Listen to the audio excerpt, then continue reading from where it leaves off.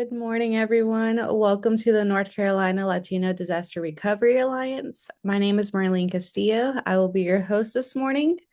We do have a great speaker lined up this morning, so we'll be going into her right after we do introductions.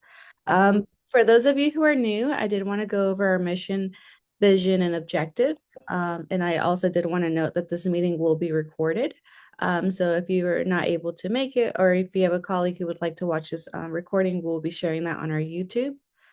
So to go over our mission, sorry, let me minimize this. The mission of the NC Latino Disaster Recovery Alliance is to minimize the severe effects of natural disasters that occur in Latino communities statewide through preparation, prevention, and provision via collaborative measures.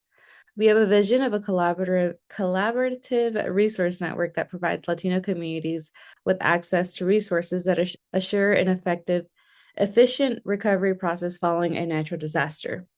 And lastly, we have three objectives: to foster proactive partnerships within the disaster relief community.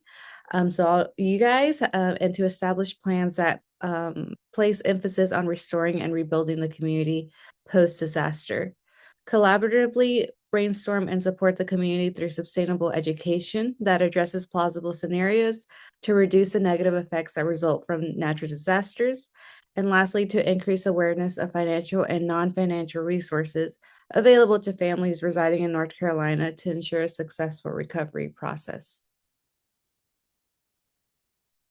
Next, we're going to do introductions before we get into our guest speaker, just so we know who's on the call.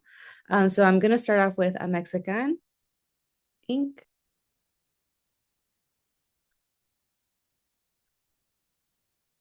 If not, we'll move over to Ben. Good morning, Ben.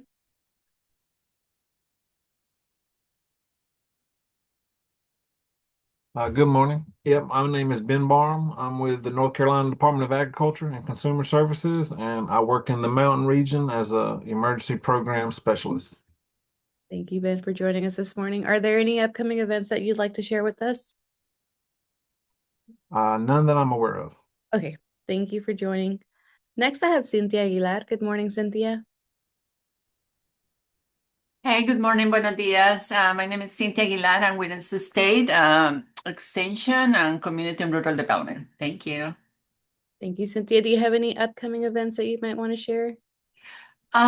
Yes and not. I'm in the process of developing a program that we want to pilot. So if anybody's interested, it's community education.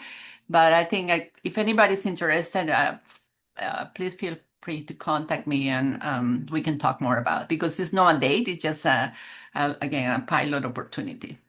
Awesome. Thank you, Cynthia, for joining us this morning. Next, I have Councilwoman Tanya Foreman. Hello, everyone. How are you? I'm Councilwoman Tanya Foreman, City Council Representative for District 2 in Greenville. What we have coming up is that this is election year, and to move any efforts that we're working towards forward, including this one, we have to have the right people in the place to advocate for our needs and interests. Happy to see you guys. Thank you for joining us this morning, Councilwoman Tanya. Next, I have C. Turner.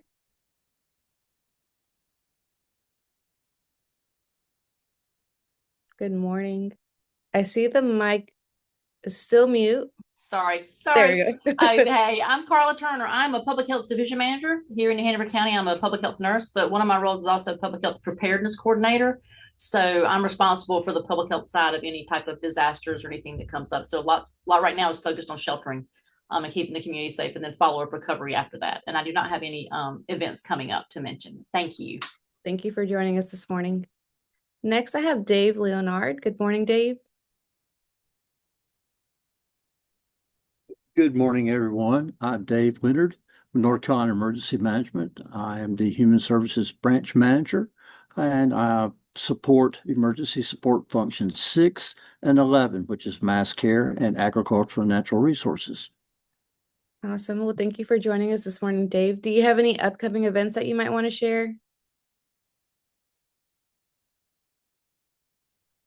No, ma'am, not really watch any upcoming events. However, we are currently watching our tropics as we have a couple of storms that are out in our Atlantic Ocean, and we are watching them closely to bring us right now quite a bit of rain between now and Sunday. And we're currently watching one that's a little further out into the Atlantic, just off of the African coastline out there that is developing, and it could possibly shows a 50% chance of materializing within the next 7 days to be a tropical storm. So we're continuing to watch those very closely. Awesome. Well, thank you for joining us and sharing that update, Dave. Next, I have Dulce Arroyo. Good morning, Dulce. Hi, good morning, everyone. My name is Dulce Arroyo. I'm with the North Carolina Farm Worker Health Program. I'm happy to be here and no upcoming events for us at this time. And thank you for joining us this morning. Next, I have Eva Barabon. Good morning, Eva. Good morning. So Good we're morning. doing introductions. Yes, my name is Eva Barajona. I'm voluntary. I'm Mexican. And thank you. Thank you for joining us this morning, Eva. Next, I have Frank Lopez. Good morning, Frank. Good morning, everyone. Frank Lopez. I'm the Extension Director for North Carolina's Sea Grant Program and also the Water Resources Research Institute. Both programs are headquartered at NC State University. And great to hear about extension program that they're going to be doing as a pilot. We're very interested in following and helping with that if we can. And looking forward to the discussion. It's great to see so many different disciplines here that recognize this as a potential issue that we want to work on. So it's great. I'm glad to see you all, and I look forward to the conversation. Thank you. Thank you for joining us, Frank. It's always a pleasure to have you on our calls. Next, I have Karen. Good morning, Karen.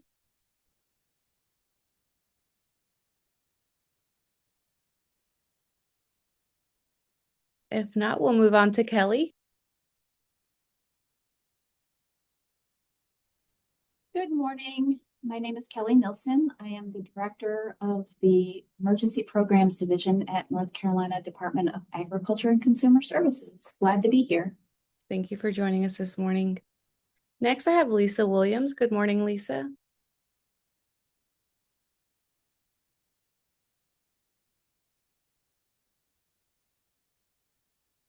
If not, we can move on to Megan. Good morning, Megan.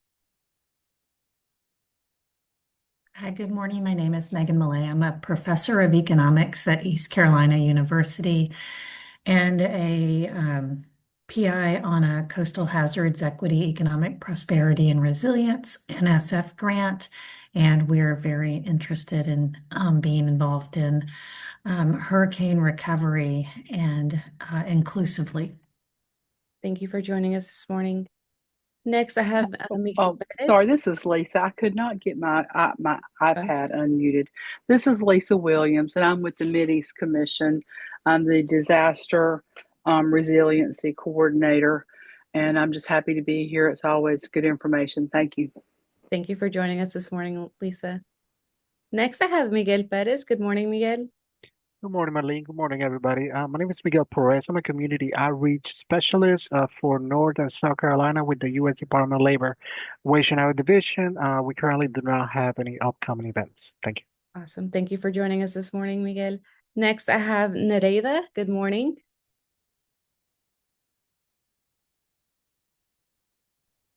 Hey, good morning, y'all.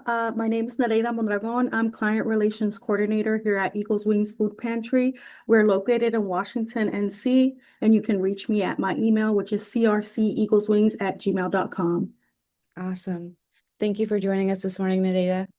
And then next, I am going to do our Mexican's upcoming events, and then we'll get on to our guest speaker. So this month, we have two back-to-school events, one in Pitt County and one in Wilson County. So we are going to be kicking off this Friday with our back-to-school event in Wilson at Seeds of Hope. It is open to the public. Anybody is welcome to come. We're going to have games, activities for the kids, and it'll be from 5 to 7 to accommodate to the parents' schedules. On Saturday, so this Saturday, Belvoir Highway, we were going to be in Greenville from 11 a.m. to 1:30 p.m. Also back to school event, sharing backpacks and school supplies and having lots of games, food trucks for the family to come out and enjoy the day. Next, we're going to be having our food drive. We just had our food drive this past Friday in Pitt County, but we are going to be in Wilson County this upcoming Monday, August 11th. The food drives run from 4 p.m. until they're finished. So if you have anybody that you know that's in need of food, please send them our way, and this will be at our Seeds of Hope location.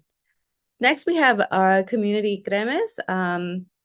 This is an event open to the community to join and have a field day. This will be on Sunday, August 17th at the Greenfield Terrace Park, and time will be determined, but it's usually around 11 a.m. until the afternoon. So if you have any questions about this, please feel free to reach out to us. Next, we have an Agenda Latina, problems emerging that affect the migrant community. This event is going to be in Raleigh on August 22nd, so next Friday from 10 a.m. to 2 p.m.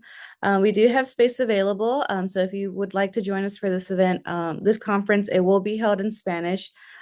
Please contact Rodolfo Martinez, and I'll share his information in the chat box as well.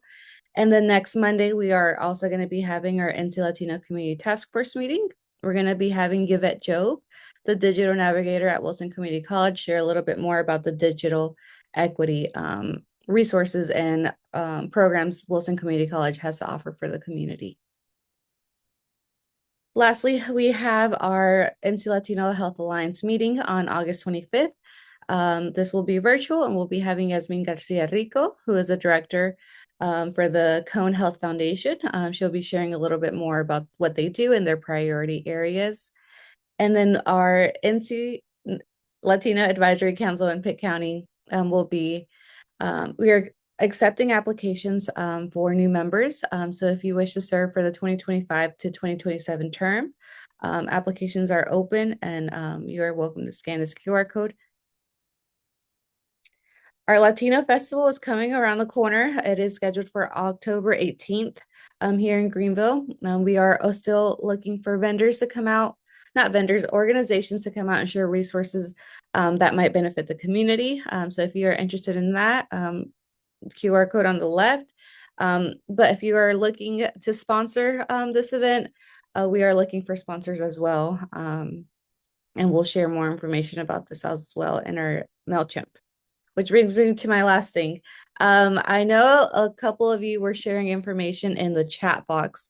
Unfortunately, Zoom does not save those flyers, so I wasn't able to download those in time to be able to share those with you guys. So if you guys could please send those to the email, I will be able to send them in MailChimp. I will be sending an email out about this so that you guys can sign up so that we can start receiving newsletters through MailChimp so that emails don't get too cluttered or lost. And with that, we'll go into our guest speaker, Alyssa. Alyssa received her bachelor's in biology from the University of Virginia's College at Wise before being accepted into the Peace Corps Master's International Program, serving as an environmental educator in Paraguay. While abroad, she concurrently completed her master's in environmental studies degree with her research focusing on environmental literacy. Upon her return to the States, she moved back to Charleston, South Carolina, where she now works with the NOAA's Disaster Preparedness Program, helping the NOAA staff and partners better prepare for respond to recovery from disasters. So with that, I will hand it over to you, Alyssa, and thank you for joining us this morning. Of course. Thank you so much for having me. Let me share my screen real quick. I do have a couple of slides. Can you hear me okay? Yes, we can hear you perfect. Perfect. Let me double check. And we can you all see my screen? Yes. Oh, okay. Make sure. Okay. Let's see. Oops, I advanced the slide already. Let me go back. Okay. So as Marlene said, my name is Alyssa Zabrowski, and I work with the National Oceanic and Atmospheric Administration. Specifically, I work with our disaster preparedness program. So today I figured since we are about to enter peak hurricane season, We've seen a lot of flooding. I figured it would be great to share some of the capabilities of our program, especially since I have not been able to engage with this network before. I think it would be great to kind of learn a little bit from each other about how we can work together, especially throughout this hurricane season. So I'll go ahead and dive right in. It's going to be a very brief overview of all of these capabilities. Certainly, I'll share my email in case anything sparks your interest and you want to talk some more. But we'll start today with a very quick overview of NOAA. Most folks may know NOAA as our National Weather Service. So the folks that are sending out weather advisories, warnings, forecasts, all of that. But we sit under a different office. So we sit under the National Ocean Service. So our mission within the National Ocean Service is to help coastal communities and economies maintain their health. So whether it be human health, natural resource health, economic health. So that is our mission. But I did want to point out that just because we work within the National Ocean Service, that doesn't mean we can't work with more inland communities, because a lot of the resources we have within the National Oceanic and Atmospheric Administration, which I'll just say NOAA from here out because it's a long acronym. A lot of our resources within NOAA can benefit all kinds of communities, inland, coastal. So I did want to point that out. But our disaster preparedness program, so we were stood up back in 2017. So we are relatively new.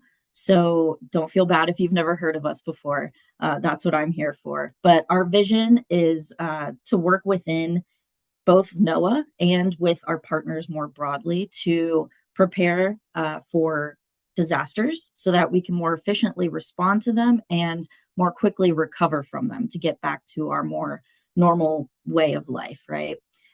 So how do we do that? I will go over a couple of these examples more in depth, but we work within the traditional disaster cycle. So for folks that may not work in emergency management as much, I have this graphic on the side, but really we are able to work within the preparedness phase, response phase, and recovery and mitigation phases of the disaster cycle, both within NOAA and with our partners. And so I'll go into a little bit of each of these and how they might benefit folks here on the call. And just from hearing the broad representation on today's call, it seems like some of these might be more beneficial for others. But again, feel free to reach out to me. We can talk more in depth. But for planning, so our program works within the National Ocean Service to maintain our continuity of operations plan. So that's more of an internal capability. But with our partners, we're able to help out with preparedness plans, response and recovery plans, those hazard mitigation plans that folks need to get some of that FEMA money. And the way I can help is by connecting NOAA expertise to folks to better improve these plans. So NOAA is a science-based organization. We have a lot of capabilities, a lot of different data sets and tools that you can use to visualize some more specific hazards and more of the vulnerabilities within communities. So my role is to help make those connections, right? Which is, it seems like this network is very similar in helping to make connections across North Carolina. So that's how we can help with plan development. And so just as an example, our natural estuarine research reserve, that network, it's all over the US, but we worked with them to develop a template to be able to prepare their facilities for different disasters depending on where they're located. So it goes through communications plans, what to do in advance of a storm, for example. So if a hurricane's coming, what you're doing 10 days before, 4 days before, day of, that kind of thing. So that's just an example of the type of work we can do. Trainings and workshops. So these trainings I have listed on the screen, they are more geared towards responders. So I did hear some folks that work in the ESF space, so responding more directly to hazards. So we respond more so with ESF 10, so oil and hazmat spills. We do have folks that are on call 24/7 to support Coast Guard response to oil and hazmat spills, but These courses we do annually, so you can learn a lot more about the science of these oil and chemical spills, learn how we develop the data to learn where the oil's going, how to protect those natural resources, all of that more in-depth material that's going to help folks better understand how to protect our, again, habitats and communities when a spill does happen. But something that may be of interest more broadly, so we are able to support workshops, and those could be virtual. I've participated in virtual workshops. We're planning one that I'll talk a little bit more about in a minute in the Caribbean. That's more of an in-person workshop. And then supporting exercises, whether it be tabletop, full scale, whatever the need is. I'll share kind of my area of responsibility here in a second, but it depends on what folks need. So my role is to meet our partners where they are. So whatever gaps or needs you may see, that's something we can work on together and talk about how to best support each other through developing workshops or webinars, things like that. During a response, so again, more internal, but we do stand up our National Ocean Services Incident Management Team, or IMT. And essentially what we do is our program coordinates between all of the offices within the National Ocean Service to maintain that awareness of essentially who's doing what, where, and when an event is occurring. And so how we connect with partners when this is happening is my role is to share out anything that is available during a response to our partners that could help facilitate either a quicker response, a more informed response, a risk-informed response, essentially. And so this is a lot of font on this screen, so apologies. But these are just some examples of how the National Ocean Service can support response. And so some of the more popular products we have are the National Geodetic Survey. They'll fly aerial imagery after a response. So in our region, like after a hurricane, they can fly and collect that imagery, and then it is available within 24 hours, usually within a few hours. It's usually quicker. So I will share that out with my emergency management partners, any response folks that are interested in that. That's kind of my role, is to share that out more and get it into the right hands. And then finally, we work within the recovery space as well. So we are not a lead agency for any of the recovery support functions. We are a supporting agency. So we do operate when requested by a federal coordinating agency to best support those state, tribal, and territorial needs. So all disasters start and end locally, but we are here to support, again, because we are a science agency. We have the capability and resources to support risk-informed decisions when you are recovering from an event. And so these are just some examples of what we focus on, but supporting a blue economy, again, that risk-informed decision support. So using NOAA tools and resources to have a very specific understanding of where your risks are and how to best mitigate those when you are recovering from an event. Capacity building, this is a big one for me in my role. Building connections and relationships before something happens, like what we're doing right now, to be able to pick up the phone and call each other when we need something. But that capacity building helps in recovery in the sense that we have these relationships built so we can have an understanding of where the needs are in a recovery operation and work through that recovery support structure to get that technical assistance or whatever the case may be to help support a recovery operation. And then, of course, coastal protection. A lot of our resources, which I have here on the screen, a lot of these support all of those focus areas. So again, that situational awareness, knowing what's going on, when and where. We have so many data and visualization tools within NOAA more broadly. And my role is to learn and help partners understand what tools might be a better fit for their recovery needs. Guidance and training resources. So again, we have some of those developed. I'll point out our Office for Coastal Management has a tool called Digital Coast. So some folks may have worked with that before, but they have so many different training resources, guidance documents, tools to help understand, for example, sea level rise and how it may impact communities. So that also supports scientific and technical support. And then sometimes, depending on the situation, we can help with making connections for grants and funding. So if we are appropriated disaster supplemental funding, we can help with that. And then partner networks. That's kind of where, again, that capacity building and relationship building really helps before an event. And so that's kind of a very broad overview of our program overall. And so what do I do within that program specifically? We do have a cadre of 5 of what we call regional preparedness coordinators. So we are strategically placed throughout the U.S., covering all of the coasts except the Great Lakes. We don't have anyone in the Great Lakes right now. But my area of responsibility is that light blue portion. So I work from Delaware down the coast to Puerto Rico and the U.S. Virgin Islands. And then I share Florida with my colleague on the Gulf Coast.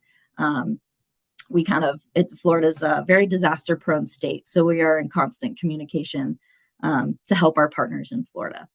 But we are responsible for, again, building relationships during blue skies when there's not an event happening, because that is when we can understand where and what our partners are doing before an event, and to help spread that awareness and knowledge. So again, kind of like today, where I'm able to talk to you guys on the call about our program and how we could leverage these opportunities that we have within our different organizations, because we don't want to be reinventing the wheel every time, right? We're able to make more of an impact when we are working together. So that's what my role is. So I am a lot of times sharing out things via email, sharing events, and I'll go into a couple of examples more specifically. So I saw Frank Lopez on the line.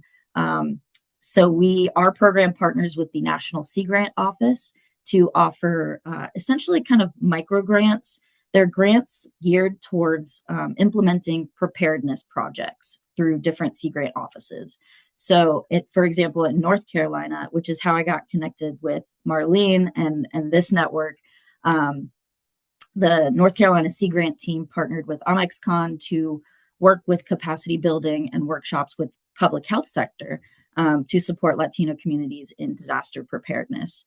So that's just one example. Also in my region, we have a couple of projects in South Carolina, very similar, working with communities in the Gullah Geechee Nation. So building out some flood resilience with them, and then also developing a kids teaching flood resilience program, which is another cool project from South Carolina Sea Grant. This Caribbean Disaster Preparedness and Response Workshop is an example of one of the workshops we had funding to put on in the Caribbean. Our partners in the Caribbean asked for from NOAA that could support disaster preparedness. And so we're working to put together a workshop for next year in person in San Juan I think we're aiming for January. But for any folks on the line that may have responsibilities in the Caribbean, I know this is more of a North Carolina based network, but more than happy to share that information. And then I'm involved with quite a few different resilience, regional resilience groups. And so one that might be more relevant to folks on the line is the Southeastern Caribbean Disaster Resilience Partnership. And I can share a link to our website here, but I sit on the advisory board for this partnership. And it is similar to this network in North Carolina. It's North Carolina, South Carolina, Georgia, Florida, and the Caribbean, but it's cross-sector. So academia, private industry, federal, local, and state government, all coming together to collaborate and share resources and knowledge in the disaster resilience world, right? So one of our events coming up next year is our 10th annual meeting. It will be in Charleston, South Carolina, March 3rd through 5th. So I can share our website. Again, there's more information on that. You can sign up for the listserv to get more information. But that might be a very relevant event to come and network and kind of see where we can support each other. And then one other regional resilience group that I'm part of is the Southeastern Caribbean regional team. And so we do have some events that might be of interest to folks on the line, and I'll shout one out.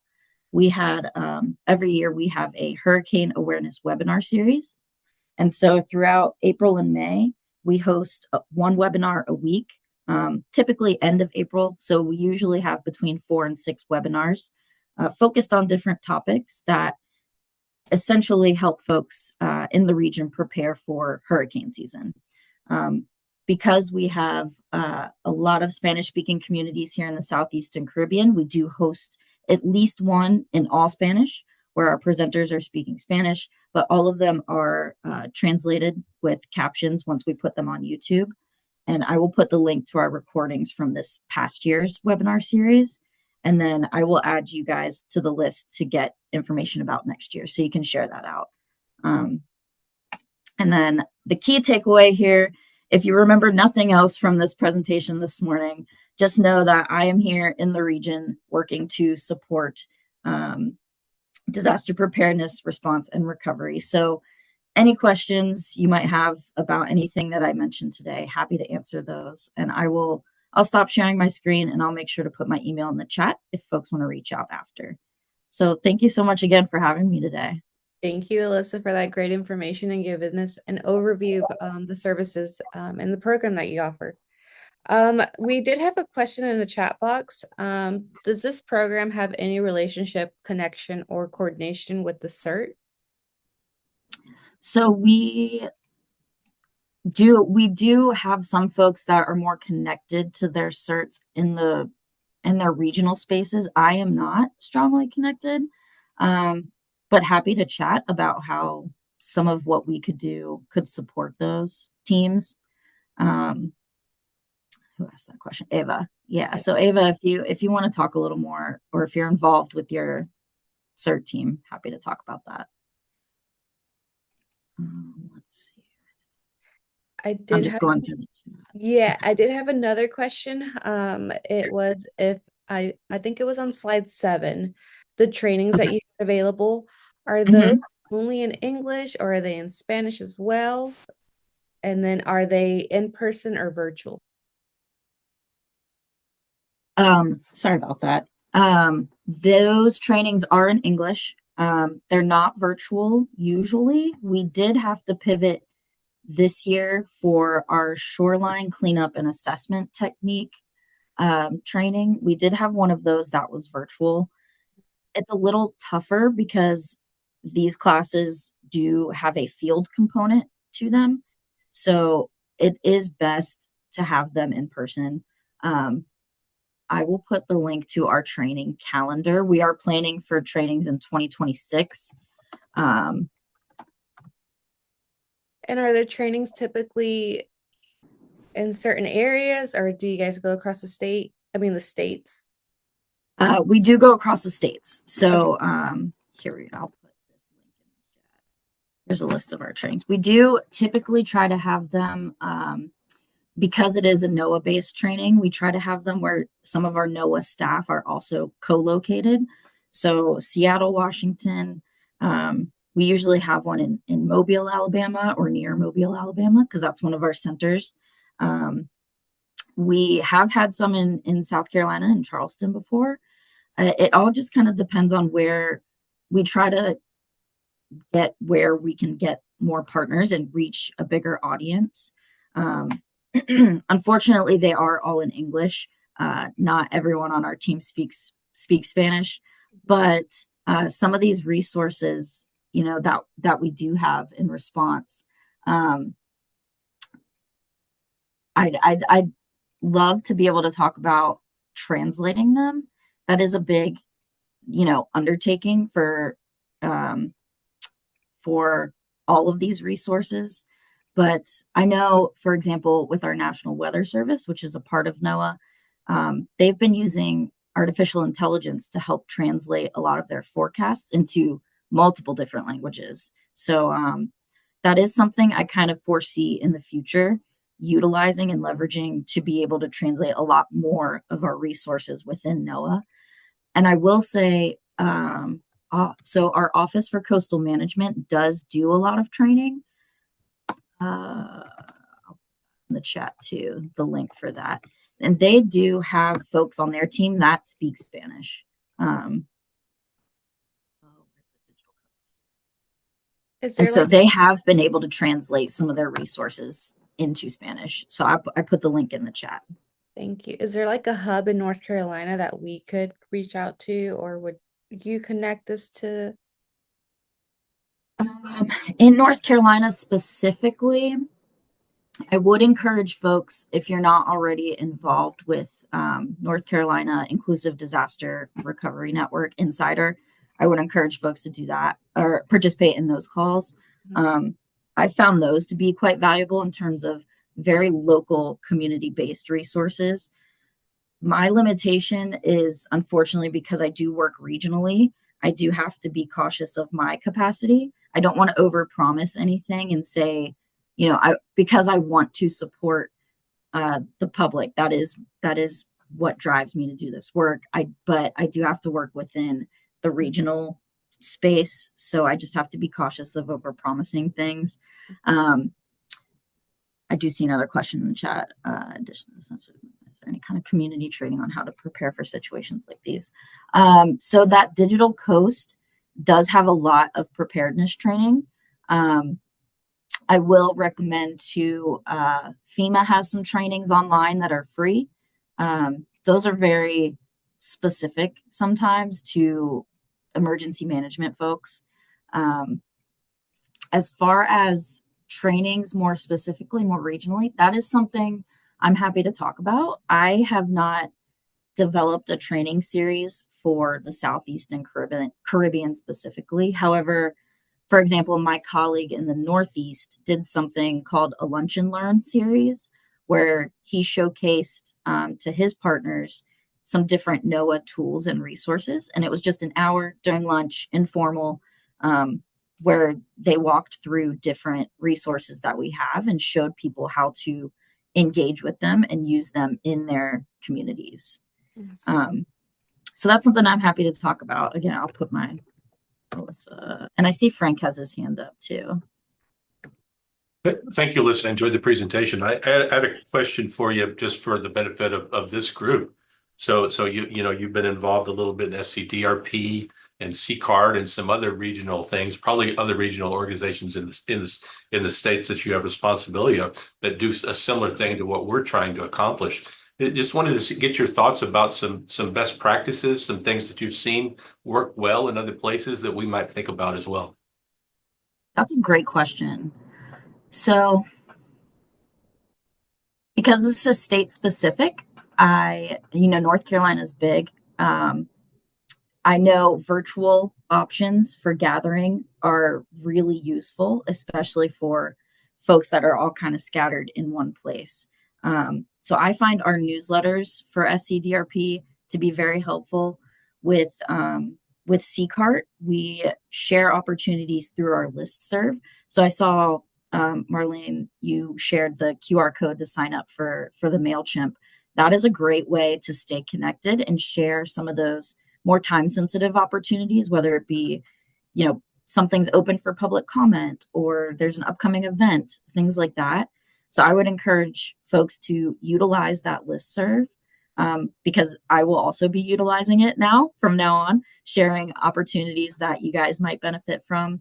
But I think it's also really important to build relationships in person as much as possible.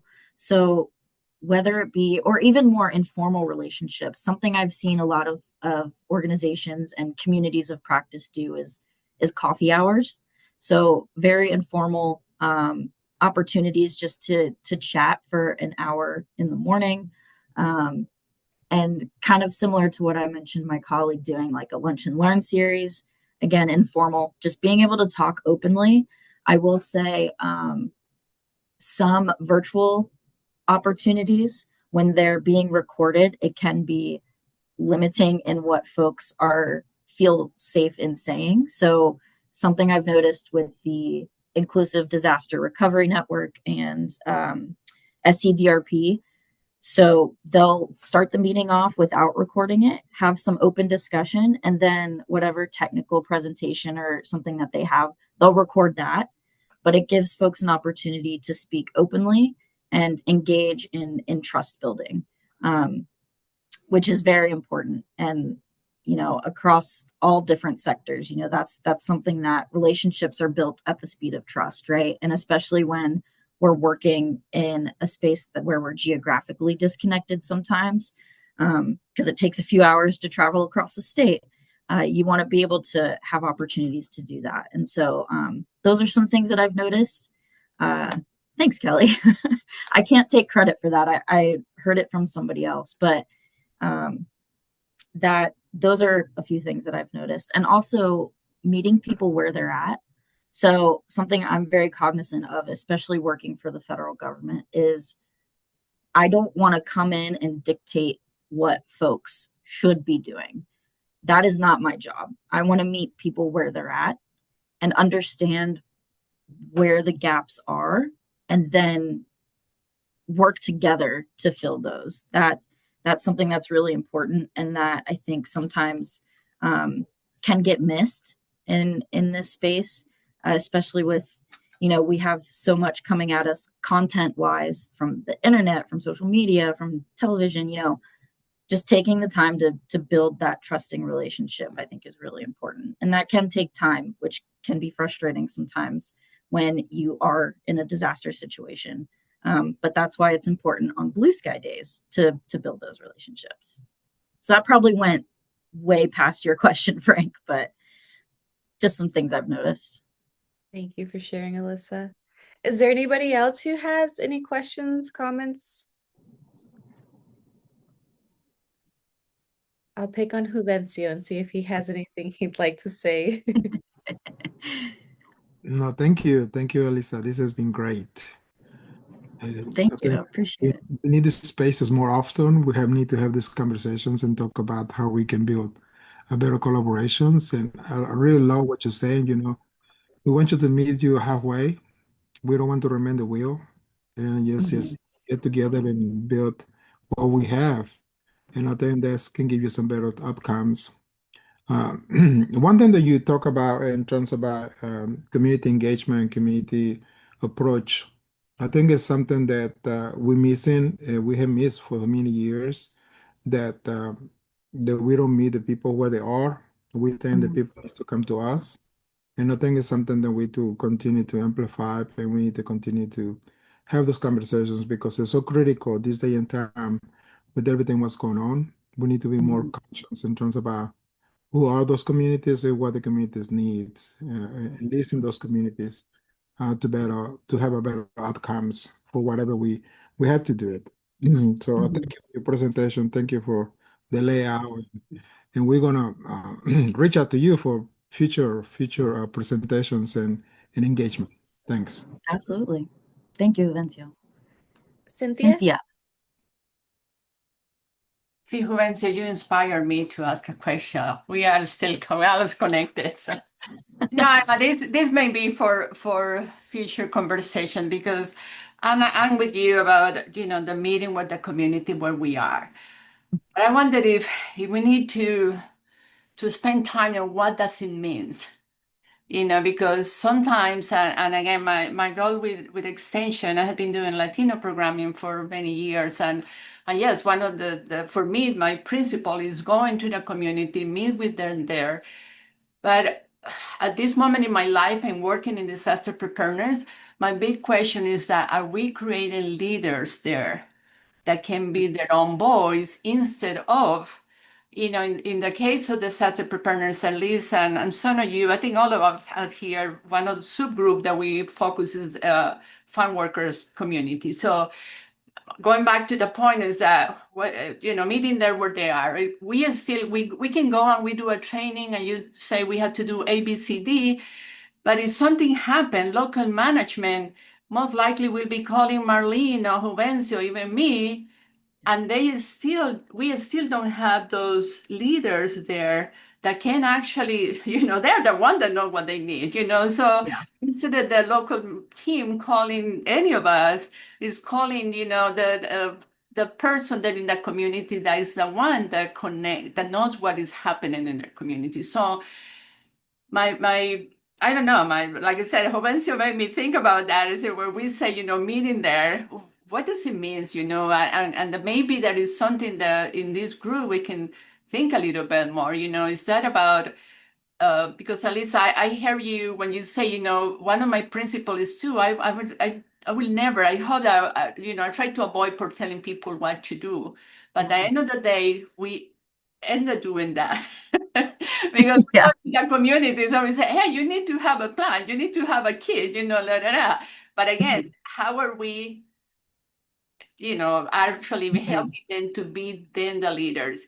And just to finish, somebody at one of these meetings corrected me in one way, which I really appreciated. More than correcting me was a feedback, because she said, well, we already had leaders.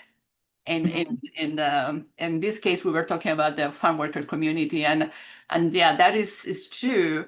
But sometimes those leaders are not visible for the people that need to see them as the leaders. So again, any comments about that, or maybe something that we can think, as a group, how is that we really can equip our communities better for responding and not continue being dependent on somebody else to do things for them. So that's great comments. And that is also something I've noticed is, we rely a lot on community leaders, and in our region, in more of the southern US, I've noticed a lot of faith-based leaders. So working in churches and community centers a lot of times can be really impactful, because people already have that trust with those folks. However, it's difficult, like you said, because we are competing for everyone's attention, all the time. And it's like, but they're going to focus on what's most important to their community. And a lot of times it may not be what we want them to focus on. We understand the importance of preparing for disasters, but when folks live in a community, I'll use Asheville as an example with Helene. They never expected a hurricane to come cause and wreak the havoc and devastation that it did. So how do we do that? How do we make that connection? And I don't know that I have the answer for that. I think that's something that's we're constantly learning. And what I have come to value in this past year is mentorship opportunities.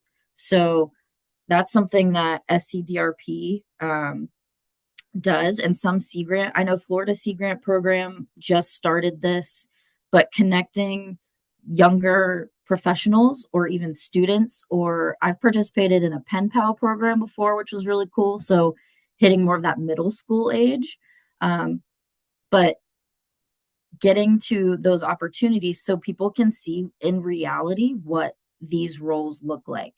Because I know growing up, a scientist to me was someone in a lab wearing a white coat looking at microscopes. It wasn't someone studying the newest science in hurricanes and then communicating that out to people. That wasn't what science was. So being able to communicate what this looks like to younger folks to help kind of transition them into community leaders is something that I've found really valuable personally, but also could be a great avenue for this network to engage in more of the younger professionals that are working in this space to transfer that knowledge.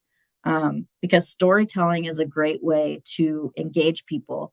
And how do you do that? Is you build relationships and you tell the story of, this is what I've learned, and let me pass on that knowledge to you so that we can amplify those messages, right?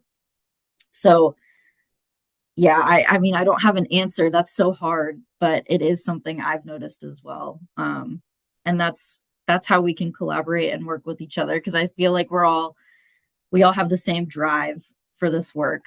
So yeah.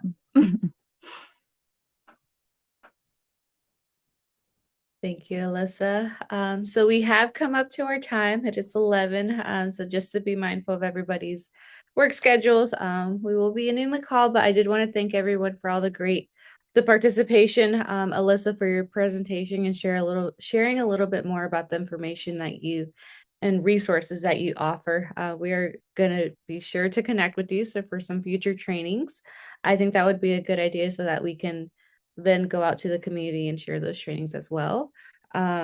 I took my notes. I'm going to be following up with a couple of you guys so that we can get some things going. I know something that we had mentioned in the last call was some planning meetings.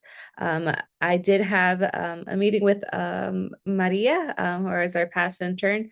So I'm going to be collecting her notes and getting that organized so that in the next month we can start meeting within the NC Latino Disaster Recovery Alliance scheduled meetings. So I'll be reaching out to a couple of you guys so that we can work on some of the projects that you guys had and see how we can bring that out into the community. But other than that, please sign up for our MailChimp. That's the easiest way for me to share everything.